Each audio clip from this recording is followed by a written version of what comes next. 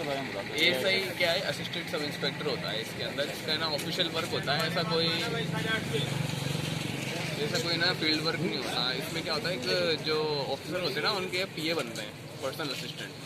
तो स्टेनो में क्या होता है कि लैंग्वेज होती है उसे लिखना पड़ता है। फिर 10 मिनट की डिक्टेशन लिखते हैं उसको, फिर उसको आराम से 1 घंटे के लगभग टाइम मिलता है, उसको टाइप करना होता है। तो उसे चेक करते हैं मतलब तो यहाँ 800 शब्द लिखवाएंगे वो, तो 800 में से मिनिमम हमारी 40 से कम गलतियाँ हुई थी। अगर 40 से ज़्यादा गलतियाँ हुई तो हमें डिस्क्वालीफाई करते हैं।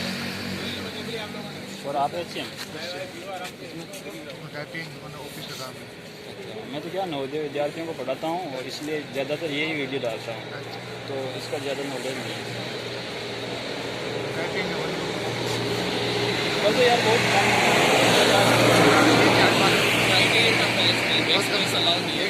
अगर एक भी गलती हो जाती है ना तो आप एक्सप्रेस करके सही भी नहीं कर सकते उसको।